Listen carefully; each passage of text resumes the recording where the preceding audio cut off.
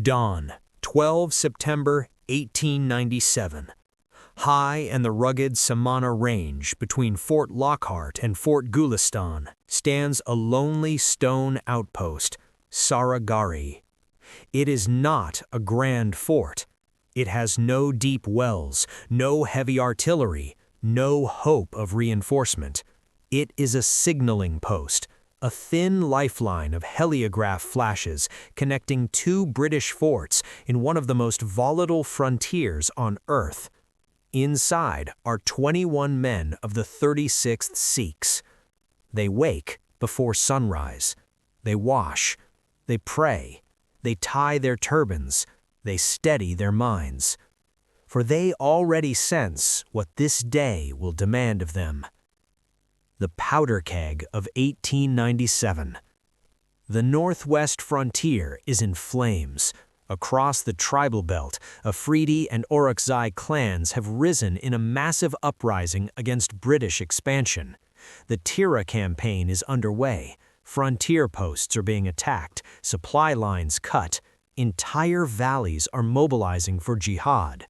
The British fear one thing above all. If the Samana forts fall, the road into India lies exposed. For weeks, thousands of tribesmen have tested Lockhart and Gulistan. They have failed. Now they choose a different target. Not the forts, the nerve between them. Saragarhi. A great mass on the horizon. Mid-morning, a Sikh sentry squints into the dusty horizon. Then he shouts, "There is movement. Not a patrol, not a scouting party. A sea of men." 14 tribal standards rise above the dust, each banner representing a fighting clan. Historians estimate between 8,000 and 12,000 warriors advancing across the plateau. Inside the post, Havildar Ishar Singh, calm, disciplined, unshaken, takes command. Sepoy Gurmukh Singh rushes to the signaling tower and aligns the heliograph. Sunlight flashes in Morse code toward Fort Lockhart. Large enemy force approaching. Confirm hostile. Reply. Yes, 14 standards counted. A pause. Can reinforcements be sent? The answer comes back. No. They cannot abandon Lockhart. They cannot arrive in time. Saragarhi stands alone. The choice. This is the moment history rarely shows. No one forces these men to stay. They could attempt to flee through the hills. They might survive scattered in the ravines. But if Saragarhi falls quickly, Lockhart and Gulistan will be blind to coordinated attack. So Ishar Singh gathers his men. No dramatic speeches are recorded. Just duty, just faith, just resolve. They will hold.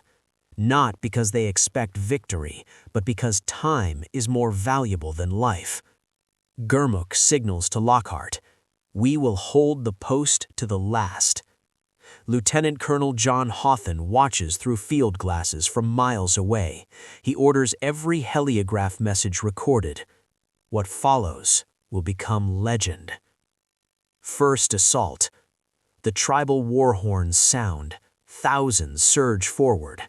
The 21 Sikhs open fire in disciplined volleys from Martini Henry rifles.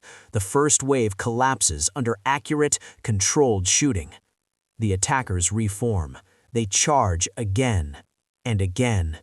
The ground in front of the walls begins to fill with bodies. Military estimates later suggest the defenders inflicted hundreds of casualties in the first hours alone. Some accounts claim over 600 by battle's end. But numbers are relentless. A bullet strikes Sepoy Bhagwan Singh. He falls, the first martyr of the day. Naik Lal Singh, wounded himself, drags his comrade's body inside before collapsing from blood loss. Each loss is not just tactical, it is personal. They are brothers of the Khalsa. Fire and smoke.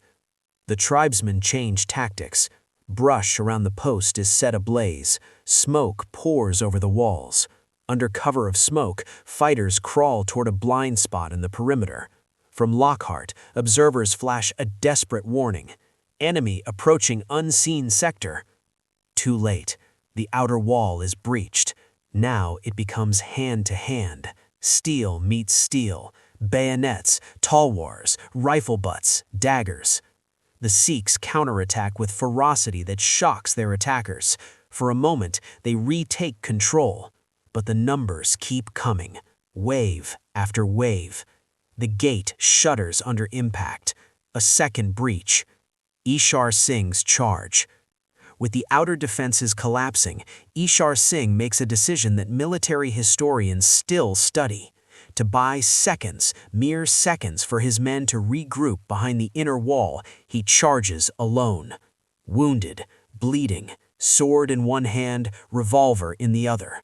He crashes into the attackers with a battle cry, cutting down multiple enemies before being engulfed. His sacrifice allows the remaining Sikhs to establish a second defensive line. Seconds become minutes. Minutes become history. The final stand.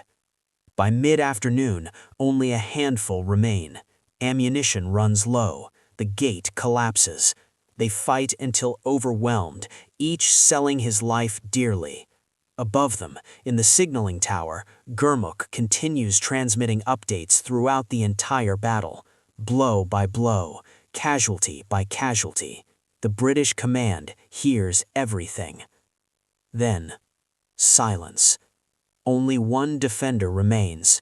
Gurmukh signals one final message: permission to take up rifle. Granted. He packs away the heliograph, picks up his weapon. When tribesmen burst into the tower, he kills 20 before they retreat in fear. Unable to defeat him directly, they set the tower ablaze. As flames rise, Gurmukh shouts, "Bole so nihal, Sat Sri Akal." His voice carries across the hills until smoke consumes him. 6 hours. 21 men against thousands. They hold for approximately 6 hours. Long enough for Lockhart and Gulistan to fully prepare. Long enough for reinforcements to mobilize. The next day, British forces reclaim the smoldering ruins of Saragarhi. They find 21 bodies and hundreds of fallen attackers. Recognition. For their actions, every one of the 21 Sikhs is posthumously awarded the Indian Order of Merit, then the highest gallantry award available to Indian soldiers. It is the only time in history that an entire unit received the award for a single engagement. Even members of the British Parliament reportedly rose in silence to honor them. The story was later taught in French military academies as an example of last stand doctrine and morale under impossible odds. Why it matters. Saragarhi was not a strategic fortress, it was a communications relay. But in modern warfare, communication is survival. By holding that tiny stone post, 21 soldiers prevented coordinated assaults that might have overwhelmed 2 major forts. They demonstrated something that transcends empire, politics, or borders: duty without hope of survival, courage without witness, faith under fire. Today, the Sikh Regiment commemorates 12 September as Saragarhi Day, because some battles are not measured by ground gained, they are measured by honor upheld. And on that barren ridge in 1897, 21 men proved that even in certain death, resolve can outnumber an army.